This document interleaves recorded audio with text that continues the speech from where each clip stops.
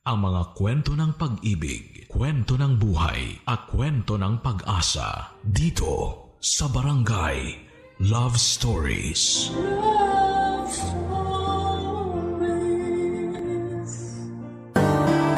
Lahat tayo ay nakagagawa ng mali, ngunit hindi ibig sabihin ay masamang tao na tayo. Kaya nga importante na piliin nating ituwid ang mga pagkakamaling yon sa pamamagitan ng paninindigang hindi tayo gagawa ng parehong kasalanan. Ikaw kabarangay, minsan ka na bang nagkamali sa iyong buhay? Dear Papa Dudut, magandang araw po sa inyo at sa mga kabarangay natin na avid listener ng Barangay Love Stories. Ako po si Vivian, 31 years old at taga San Juan. Isa po ako sa mga libo-libo ninyong subscribers online. Libangan ko na talagang makinig ng mga life and love stories ninyo dahil bukod sa nakaka-relate ako rito, ay meron din akong natututuhang aral. Kaya naman naisip ko na magbahagi rin ng sarili kong istorya na kabubulutan ng aral at inspirasyon ng mga kabarangay. Bukod sa akin ay nakikinig din pala sa programa ninyo ang Mama Judy ko.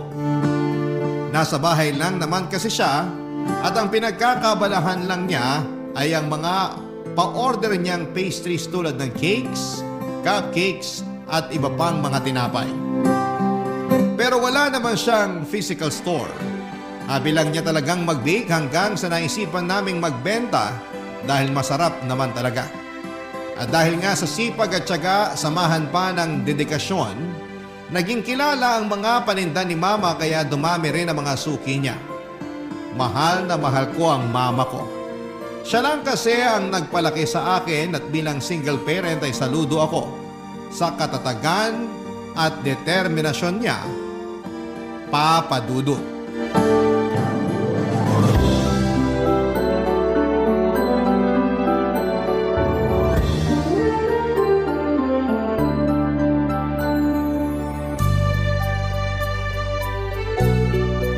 Sakto na ba to? Ilan nga ba order ni Kumare? Hi, Ma! Oh, nandiyan ka na pala, nak. Late ka yata, nakauwi. Opo.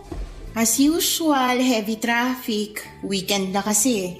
Pero buti na lang walang pasok bukas. Makakapagpahinga ako from corporate work. Oo nga. Kumain ka na. Nagluto ko ng paborito mong adobo. Wow! The best ka talaga! Pero mamaya na ako kakain. Gusto ko munang ilapat sa sofa tong likod ko. Ay, grabe, ang sarap! Kung makareact naman to, akala mo matanda na. Sobrang sakit pa ng likod mo? Bata-bata mo pa. Pag naranasan nyo mag-commute, hindi nyo na masasabing bata pa ako. Kasi naman, bago ako nakasakay ng UV kanina, pumila muna ako ng pagkahaba-haba. Ilang oras din akong tumayo kaya pati binti ko nangangalay na. Gusto mo bang pahiran ko ng eucalyptus oil yung binti mo? Nako, ako na po. Mukhang di na nga kayo magkanda ugaga dyan sa mga pa-order nyo eh. Ang dami ah. Ah, ito ba? Oo, para raw sa dibo ng anak ng kumari ko. Kaya nga po, ako na lang magpapahaplas. Pero mamaya na kasi hindi pa ako nakakahubad ng pantalon, oh. So hassle. Ay nako, puro ka talaga mamaya. Sabi niyo nga sa akin, ang buong pangalan ko ay Vivian Mamaya. Tanda ko pa yon kahit matagal niyo nang sinabi sa akin. Buti naman kasi wala ka ng bukang bibig kundi mamaya. Lalim nun ah. May problema po ba? Wala naman. Huhulaan ko. Tungkol ba dyan sa mga pa-order mo? Hindi, walang kinalaman to ron. Sige, sasabihin ko na sa'yo. Ang totoo na stress ako doon sa tatay mo. Bakit po? Sabi na sasamahan daw ako sa pagde-deliver ng mga order sa akin. Pero biglang hindi matutuloy kasi pinapasama daw siya ng asawa niya sa kung saan. Ewan? Hayaan niyo na lang po si Papa. Lagi naman niya kayong pinapaasa eh. Magsasabi na sasamahan kayo tapos hindi matutuloy kasi biglang may lakad sila ng asawa niya. Naisip ko lang naman na sayang kasi makakatipid din ako sa pamasahe. Tsaka siya naman may sabi na kaysa ibayad ko raw sa iba, ihahatid na lang niya ako. Total, invited din naman ako dun sa birthday party. Hanggang ngayon Ngayon ba naman nagpapapaniwala pa rin kayo sa mga sinasabi ni Papa? Mukha naman siyang seryoso. Mukha lang pero hindi talaga. Parang di nyo kilala si Papa, nuknukan ng sinungaling at paasa. Huwag ka naman magsalita ng ganyan sa papa mo, nak. At bakit hindi? Kasi tatay mo pa rin siya. Basta ako, hindi na naniniwala sa kanya, Ma. Lagi na lang napapako yung mga pangako niya eh. Pinapaasa niya lang tayo, kaya nadala na ako. Tsaka, kaya naman natin yan kahit wala siya. Tutulungan ko kayo. Ako na rin mamamasahe para hindi nyo naalalahanin. Ay, wag na. Nakakahiya naman sa'yo. Mapapagastos ka pa. Wala pong kaso sa akin yun. Tsaka, pwede po bang tigilan nyo na yung pakikipag-usap nyo kay Papa? I mean, baka kasi malaman na naman ng asawa niya na may communication kayo tapos sumugod na naman yung dito at manggulo. Ayoko na pong maulit na pumunta siya rito tapos pinagsalitaan tayo ng masama't masakit. Hindi ko lang kasi mapigilang kausapin ng papa mo. May mga araw kasi na namimiss ko talaga siya. Hindi pa po ba ako sapat? Ano bang sinasabi mo? Siyempre sapat ka na. Yun naman po pala eh. Kaya sana tama na. Tigilan nyo ng paghahabol kay Papa kasi kahit anong gawin natin, hindi niya tayo magiging priority. Kaya nga ako, hindi ko na siya masyadong iniisip eh. Para hindi na rin ako nasasaktan. Sinanay ko na lang sarili ko na wala akong tatay. Sana po ganun din gawin nyo. Mag-move on na kayo sa kanya kasi sino lang ba tayo sa buhay niya? Alam mo, tama ka. Dapat talaga matagal ko nang pinutol ang communication namin eh. At hindi na ako pumayag na kausapin niya. Tama ka, nak. Salamat sa pagpapaalala mo sa akin. Walang anuman po.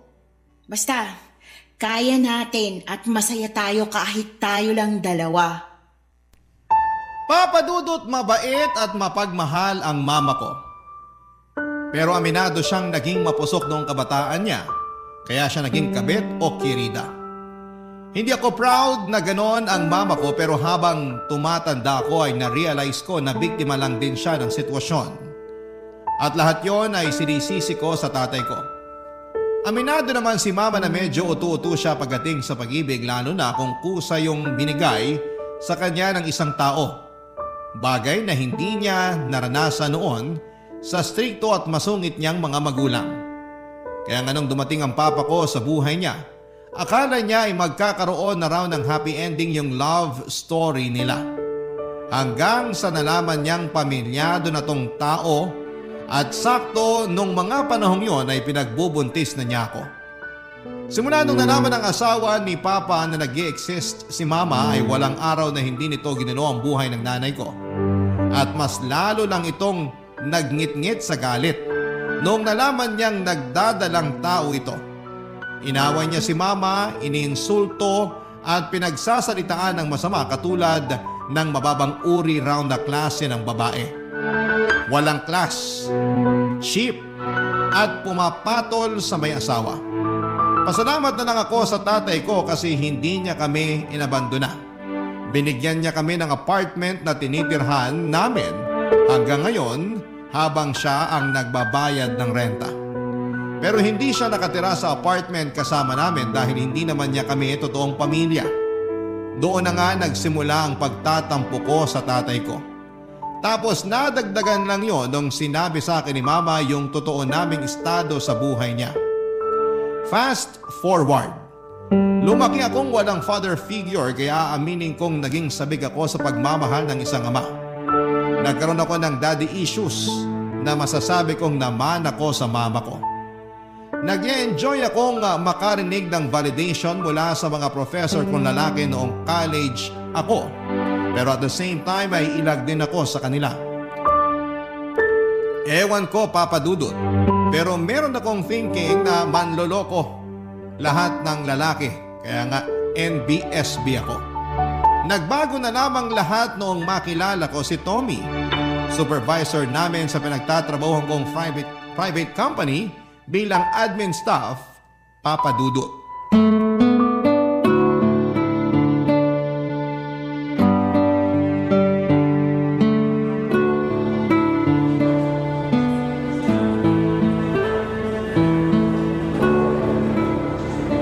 Wow! Hindi ko akalain na masarap ang mga pagkain nyo rito sa kantin, ha? Doon kasi sa dati kong trabaho, matabang at kulang sa timpla. Nako sir, yun din talaga unang komento ko nung first time ko rito. Kaya nga dito na ako laging nanananghalian.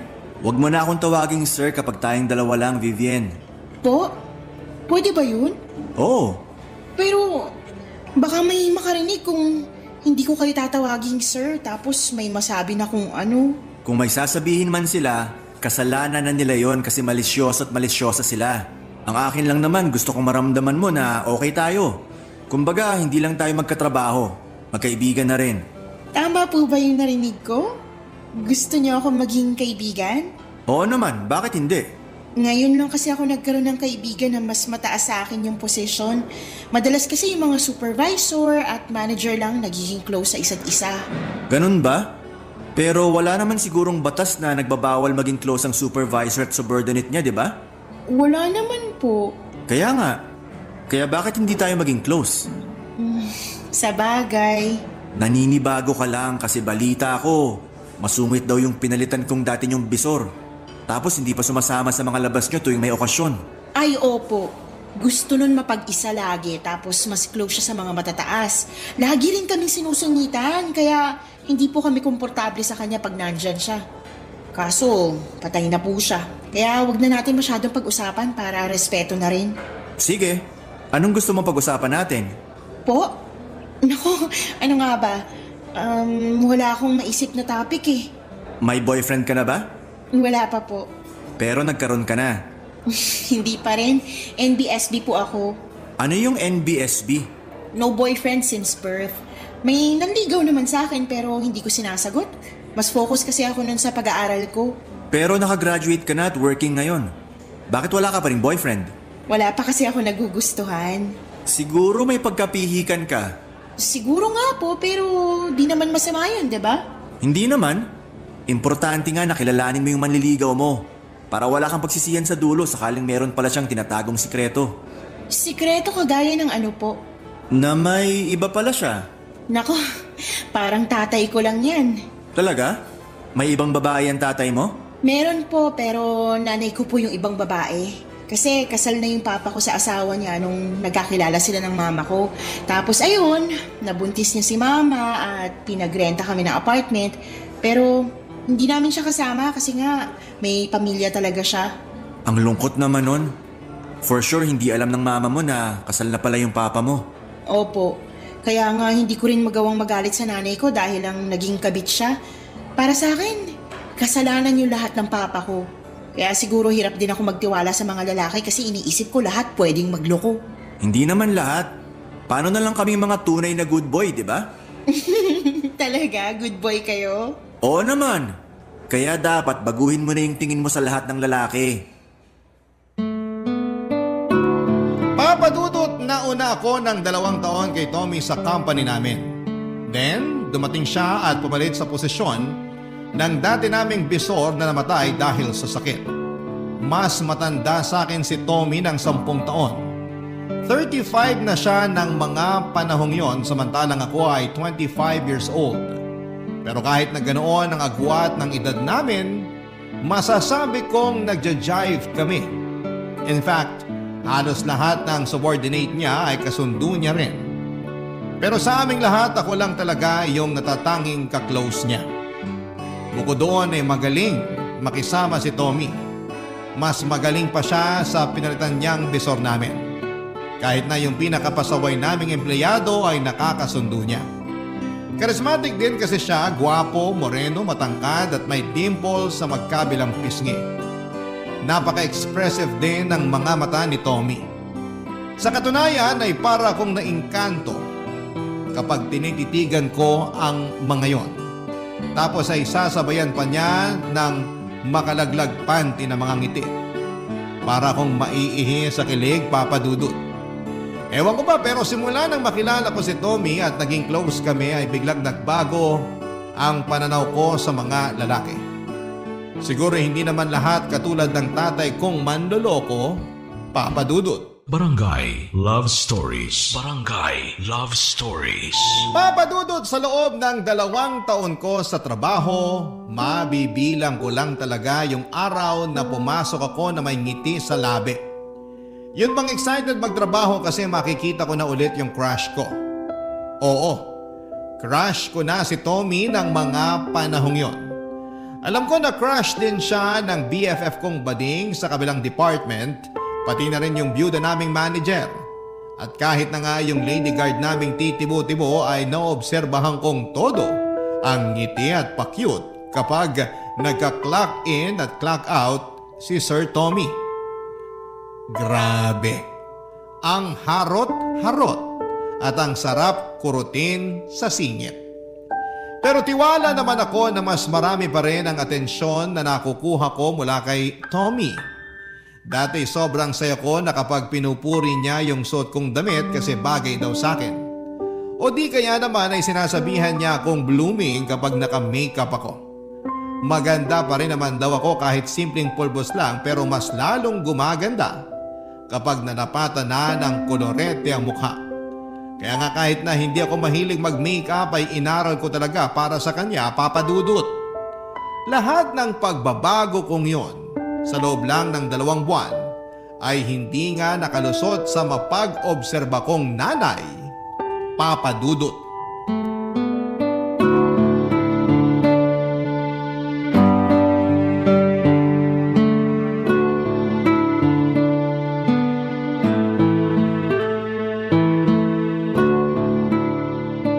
Nako, siguro may boyfriend ka na kaya panay makeup mo, ano?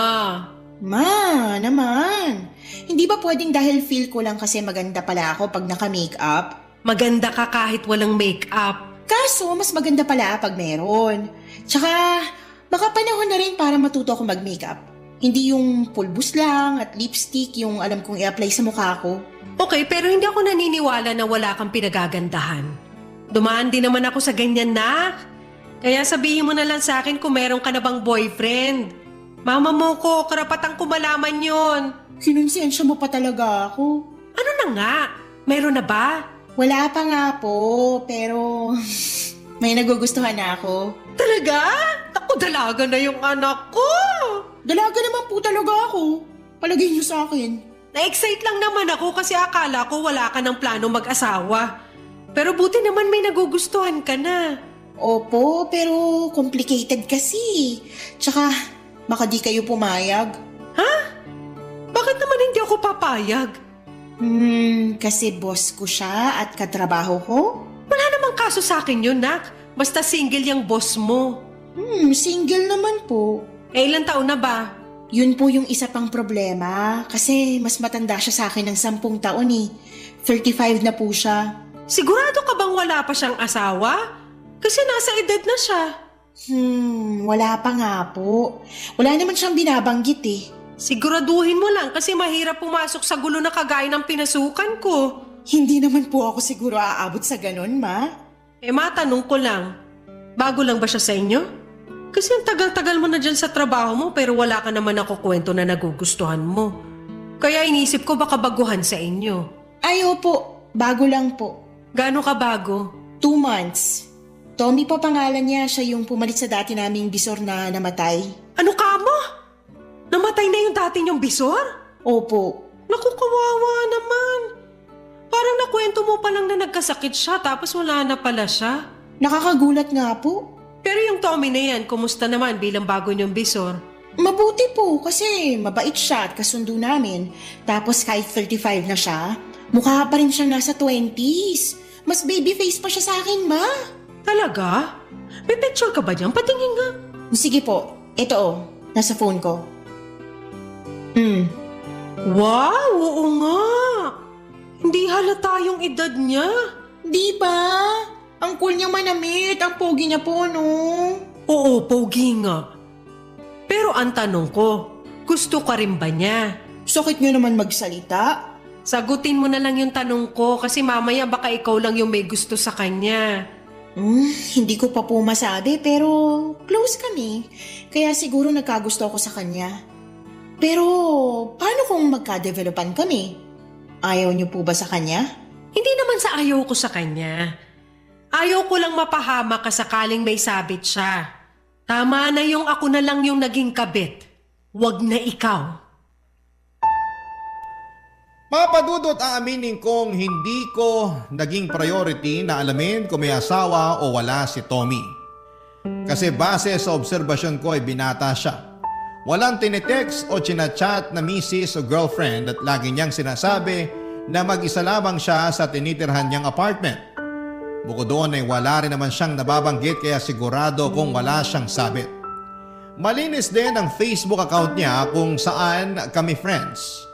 Walang kahina-hinala pero dahil sa sinabi ni Mama, bigla akong nakaramdam ng pag-aalala. Moderno na ang panahon, hindi na dapat basta-basta naloloko ang mga kababaihan. Alam ko na concern lamang si Mama sa kapakanan ko dahil ayaw niyang matulad ako sa kanya. Nakabit na kung tawagin ang mga legal wife ay cheap, walang class at mababang uri ng mga babae. Hindi naman kasi talaga maganda ang maging isang kabit at makasira ng pamilya. Alam ko kasi yung pakiramdam na simula pagkabata ay tampulan ng tukso ng mga kaklase ko dahil wala kong tatay dahil kabit lang daw ang nanay ko. Kaya nga never akong pumasok sa relasyon kasi natatakot akong magkamali. Pero ewan ko, nang dumating si Tommy sa buhay ko ay para kong ibon na nakawala sa hawla. At naging malaya. At gusto ko ang pakiramdam na yon, kaya naman tinuloy ko pa rin ang feelings ko sa kanya. Kahit na may agam-agam ako sa dibdib. Hinayaan kong magka-developan kami ni Tommy, Papadudot. Inakit ko siya hanggang sa umamin siya sa akin na nagugustuhan na niya ako. Siyempre sinunggabang ko na yung pagkakataon na agad ding umamin sa kanya. Naging kami pero nakiusap siya sa akin na itago muna namin ang aming relasyon. Lalo na at pinagbabawal yon sa opisina namin. Kaya nang pagkalipas lamang ng 2 linggo ay may nalaman ako na labis na nagpaguho ng aking mundo.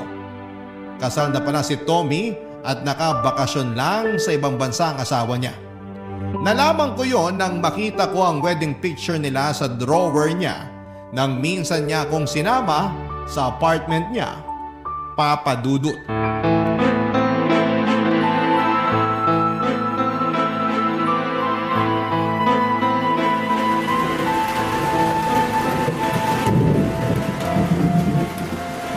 Tommy, sino tong babaeng to? Sino ba yan? Ito. Oh, Magpapaliwanag ako, Vivian. magpaliwanag ka talaga bago ko umalis dito sa apartment mo. At saan ka pupunta? Uuwi sa bahay namin. Bakit? Palagay mo sa akin, batang musmus na hindi marunong umuwi mag-isa? Pero gabi na oh. Tsaka baka umulan, mapano ka pa? Wala akong pakialam. Kaya bago ko gawin yun, magpaliwanag ka na. Sino tong babaeng kasama mo sa picture na to? Asawa mo? Oo. Walang niya ka. Kasal ka na pala. Sorry, okay? Hindi ko nasabi kasi... Kasi bakit mo ba naman sasabihin, di ba? Eh di pag nalaman ko, syempre lalayuan kita. At ayokong layuan mo ko kaya hindi ko na sinabi. Ginawa mo kong kabit, Tommy. Wala kang konsensya. Hindi na rin naman kami okay ng misis ko eh. In fact, wala siya ngayon sa apartment ko kasi mas inuna niya pang puntahan yung peste niyang business trip. Kaya naman pala, wala palang pusa kaya malikot ang daga. Huwag mo naman sabihin yan oh. At bakit hindi ko sasabihin? Kapal ng mukha mo. Akala mo hindi masakit yung ginawa mo. Hindi ko naman sinasadya. Pero wag mo sanang isipin na hindi totoo yung mga pinakita at pinaramdam ko sa'yo. Mahal kita, Vivian. Pero kasal ka nga. Nasa business trip lang yung misis mo, hindi pa kayo hiwalay. Alam mo, mahal din naman kita eh. Pero hindi ko pinangarap na maging kabit. Alis na ako. Ayoko magstay sa lugar na to kasama yung sinungaling na katulad mo. Please, wag kang umalis. Wag mo akong iwanang mag-isa dito. At bakit hindi? Ayusin natin to. Ayoko mawala ka sa akin. Hindi na natin maaayos to kasi nung una pa lang, hindi ka na nagsabi ng totoo. Nakakatawang isipin na panagsabi ka pa sa akin na iba ka sa lahat, na good boy ka, pero hindi naman pala. Kapag naaalala ko yun, mas lalo lang nadadagdagan yung galit ko sa'yo eh. Nagawa ko lang naman yun kasi hindi ko na kayang pigilan yung feelings ko sa'yo eh. Ewan ko pero na-realize ko malaking pagkakamali talaga na pumayag ako magpakasal sa asawa ko kahit hindi ko naman siya mahal.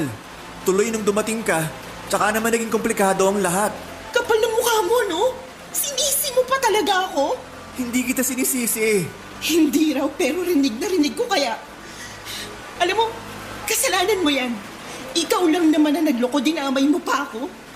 Wala akong kamalay-malay na kasal ka na pala. Tapos wala rin alam yung misis mo na iniiputan mo na siya sa ulo. I'm sorry, Vivian. Patawarin mo na ako kasi nagsinungaling ako. Hindi ko na alam kung paano ka patatawarin. Pero isa lang malinaw sa akin ngayon. Hindi kita pwedeng pagkatiwalaan. Ano malay ko? Marami ka pang hindi sinasabi sa akin. Wala na. Yun lang tungkol sa misis ko. Wow! Akala mo yata maliit na bagay yung tungkol sa misis mo, no? Vivian naman.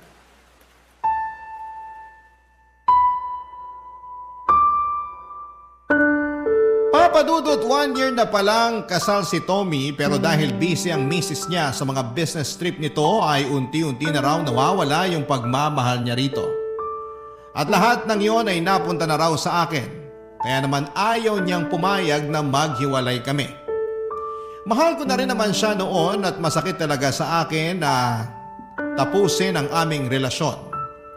Pero ayokong maging isang kabit. Mali ang maging kabit at kahit kailan ay hindi yun magiging tama kahit na sabihin mong nagmamahalan pa kayo ng taong gustong gusto mo. Pero matigas ang ulo ni Tommy. Hindi niya tinanggap ang pakikipaghiwalay ko. Mas naging mapilit pa siya sa akin. Buti na lamang at profesional pa rin siyang kumilos sa trabaho kaya hindi halata na may something sa aming dalawa. Pero pansin na rin ng mga kasamahan ko sa trabaho na iniiwasan ko siya. Minsan ayoko na talagang pumasok sa opisina kasi makikita ko na naman siya.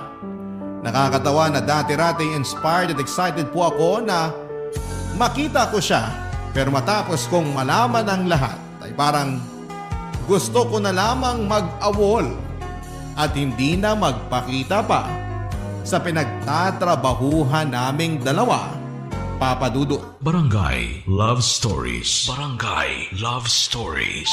Papa Dudut, dahil makulit at mapilit si Tommy ay pinagbigyan ko siya na makipagkita sa kanya noong nagsabi siya na gusto niya akong makausap. Sakto weekend kaya nagpunta kami sa isang restaurant sa Tagaytay. Nag-lunch at nag-usap. Sinabi na naman niya na wala siyang masamang intensyon sa akin at handa siyang itama anuman ang pagkakamali niya sa aming relasyon.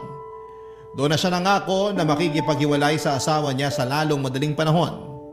Naramdaman ko naman yung sinseridad niya sa bawat salitang binitawan niya, Papa Dudut. Sa katunayan ay naging masaya ako sa pag-uusap namin yon habang kumakain. Hindi ko na lamang namalayan na hinahawakan niya yung kamay ko sa kalagitnaan ng pag-uusap namin. At hinayaan ko lang yon dahil masarap sa pakiramdam. Inihatid naman ako ni Tommy sa bahay namin kasi inabot na kami ng gabi. Alalang-alala si Mama at akala niya ay napano na raw ako. Hindi kasi ako nakapagsabi sa kanya kung saan ako pumunta. Nagsinungaling na lamang ako na may nilakad. Butit hindi na masyado nagtanong pa ang nanay ko. Nagpatuloy ang relasyon namin ni Tommy pero habang tumatagal, imbes na maging masaya ay unti-unti akong kinakain ng konsensya.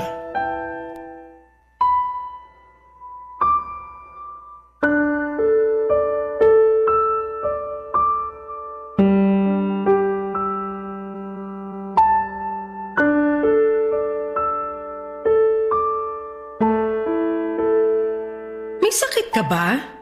Wala naman po. Bakit po? Kasi hindi na kita nakikita nagme-makeup katulad dati. Manaman eh. Seryoso nga. Tsaka napansin ko mas madalas ka nang nakasimangot kaysa nakangiti. Sabihin mo may problema ka, no?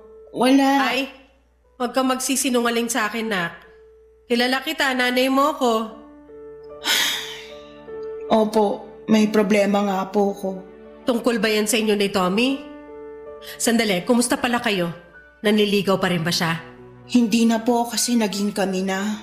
At hindi mo man lang sinabi sa akin? Plano ko naman pong sabihin kaya lang Kaya lang ano?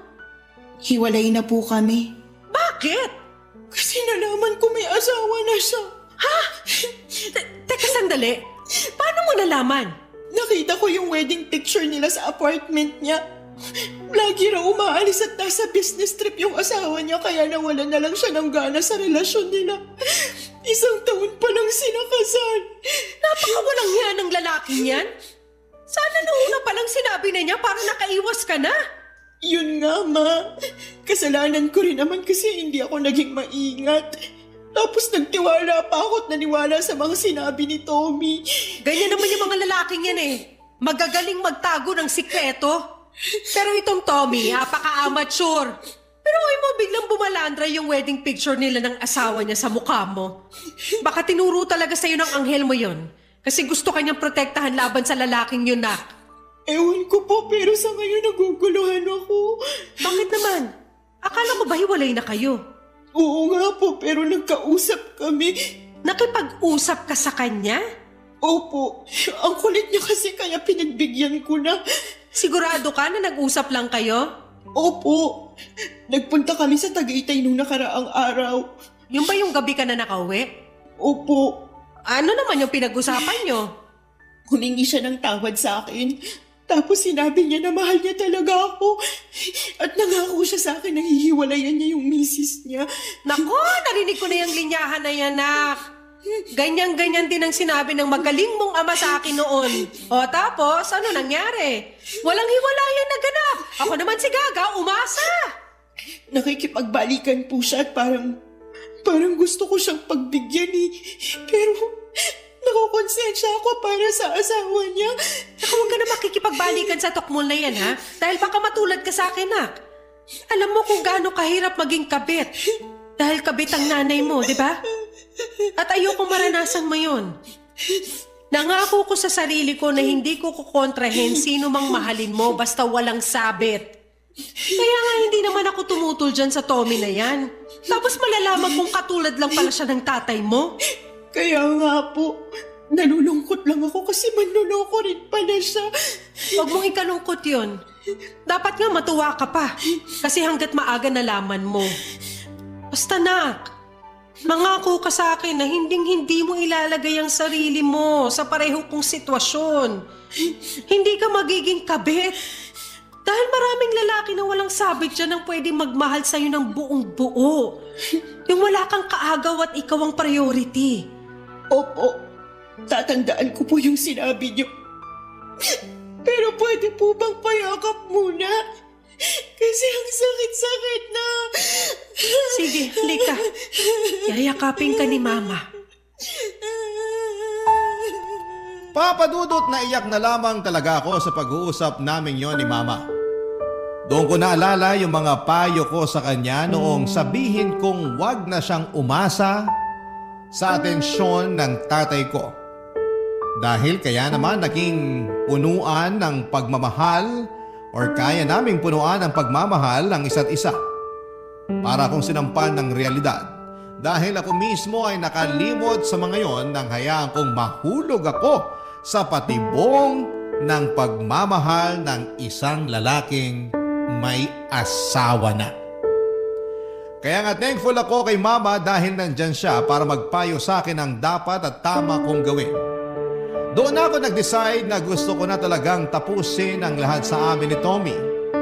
Bagaman hindi naman kami nagkabalikan, ayoko nang palalimin yung namumuo kong feelings sa kanya ng mga panahong yon. At sinabi ko sa sarili ko na hindi na ako uurong o magbaback out sa desisyon ko. Kaya naman kinausap ko ulit si Tommy at sinabi ko ang desisyon ko pero sa ikalawang pagkakataon ay hindi siya pumayag.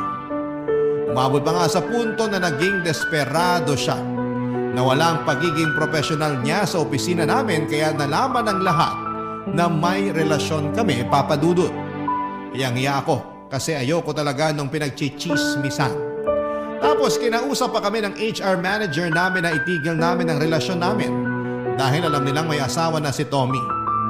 Nanliit talaga ako ng gusto ng araw na yon. Kaya nag-early out ako at umiyak na nagsumbong sa nanay ko pag uwi ng bahay. Pagkalipas nga ng ilang minuto ay biglang kumatok si Tommy sa pinto namin. Gulat na gulat kami ni Mama dahil hindi ko alam na sinundan niya pala ako pauwi. Nakiusap siya sa amin ni Mama na kausapin namin siya, kaya pinapasok namin siya sa loob ng bahay.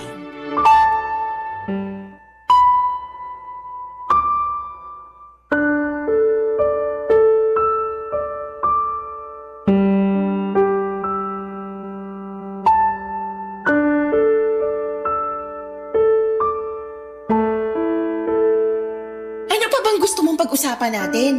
Hindi pa ba sapat yung kasunduan natin sa office na ititigil na natin kung anong meron sa atin?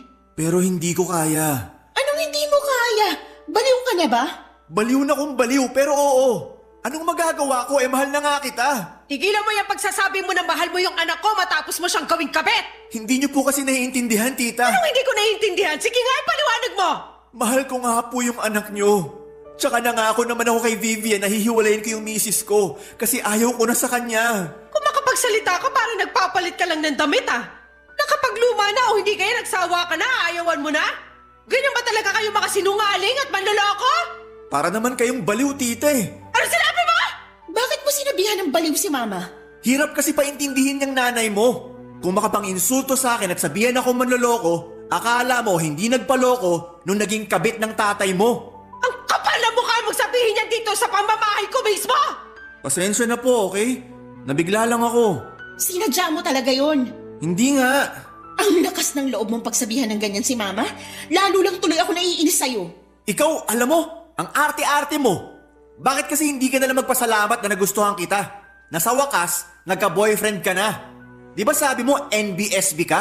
O ayan, hindi na. NBSB ako dahil ginusto ko, dahil natatakot ako na baka lahat ng lalaki katulad ng tatay ko. Hindi na ako nagkamali dahil mas masahol ka pa sa kanya. Ewan ko ba naman sa'yo kung bakit hinahabol mo pa rin ako? Ayoko na nga makipagbalikan sa'yo. Huwag ka nang umasa na babalik sa'yo ang anak ko! Dahil ako na mismo ang kokontra! Kapal na mukha mong sabihin na magpasalamat sa'yo ang anak ko kasi nagustuhan mo siya? Hoy! Para sa kaalaman mo! Pinalaki ko na mabuti ang anak ko para hindi maging kabit na katulad ko! Kasi alam ko yung hirap ng pagiging kabit! Alam ko rin na mali! Kaya nga gusto ko yung itama! Tapos bigla ka susulpot sa buhay niya? Para lang gawin siyang kabit? Nasaan ang konsensya mong lalaki ka? Ginusto rin naman ng anak niyo yun. Kaya dapat sisihin niyo rin siya. Anong ginusto? Hindi ko ginusto maging kabit mo. Kaya nga nung nalaman kong kasal ka na nakipaghiwalay na ako sa'yo, diba? Pero makulit ka. Ayaw mo at pinilit mo pa akong kausapin para makipagbalikan. Walang alam ang anak ko! Binilog mo lang yung ulo niya! Hindi ko nakasalanan kung may pagka-utu-utu yung anak mo. Anong sinabi mo? Kapal ang mukha mo! Akala ko ba nagpunta ka rito kasi gusto mo makipag-usap? Pero bakit ngayon bigla mo na lang kaming iniinsulto at dito pa talaga sa pamamahay namin? Oo nga. Pero nagbago na isip ko. Ang arte mo kasi. Hindi ko na alam kung paano pa kita makukumbinsi. Sa pinagsasasabi mong yan sa amin ng mama ko, mas nadadagdagan lang yung dahilan para layuan na talaga kita. Yung tipong kahit pagkakaibigan, hindi ko ibibigay sa katulad mo. Umalis ka na sa bahay namin, Tommy! Tigilan mo na rin ang anak ko, kundi ipapapulis kita! Papa Dudut, umalis din si Tommy sa bahay namin at naiwan kaming nanginginig sa galit ni Mama. Ang kapal ng mukha niyang insultuhin ang nanay ko at pagmukhaing mababang uri ng babae. Dahil lang naging kabit ito. Wala siyang alam sa pinagdadaanan namin at hindi niya alam na lumuha ng balde-balde ang nanay ko nang dahil sa tatay ko. Kaya wala siyang karapatan na pagsalitaan ng ganon si Mama. Nang araw na yon ay galit na galit ako kay Tommy at magpahanggang sa ngayon ay kinamumuhian ko siya. Gusto kong gumanti sa kanya, gusto ko siyang isumbong sa asawa niya, pero hindi ko na ginawa dahil pinayuhan ako ni Mama na baka balikan ako ng misis niya. Na mas paniwalaan nito si Tommy dahil certified sinungaling yon at magaling magpaikot. Kaya nga nanahimik na lamang ako. Mabuti na lang kasi at hindi na regular si Tommy sa posisyon niya dahil sa mga reklamo sa kanya ng iba pang mga empleyado tungkol sa pambabastos. Gulat na gulat ako nang malaman ko dahil wala sa tabas na mukha niya nagagawa ng masama. Pero mukhang nagkamali ako kasi may sa demonyo pala ang ugali niya. Malaki ang pagsisisi ko dahil minsan ako naging kabit. Pero pinarealize sa akin ni Mama na araw-araw ay pwede ako magbagong buhay. At isang araw or isa raw na katapangan na pinili kong ituwid ang aking pagkakamali. Sa kasalukuyan ay may boyfriend na ako na walang sabit at mahal na mahal ako. Ang kwento ko ay isang paalala sa mga kababaihan na huwag nating itolerate ang mali at huwag nating hayaan ang sarili natin na mag-settle for less. Huwag tayong maging cheap o chiphanga. Ayon nga sa BFF kong bading. Dahil ang mga kababaihan ay parang isang obrang maestra. Kailangang paghirapan bago nila makuha ang ating puso. Hanggang dito na lamang po ang aking sulat, Papa Dudut, at sana'y kinapulutan po ito ng aral at inspirasyon ng mga kabarangay natin. God bless! Sa Barangay Love Stories and more power sa inyong estasyon. Ang inyong forever kapuso at kabarangay, Vivian. Barangay Love Stories. Barangay Love Stories. Kwentuhan naman tayo dito sa comment section. Nagustuhan ng iyong napakinggan? Ituloy yan via live stream sa www.gmanetwork.com/radio. Barangay LS 97.1 4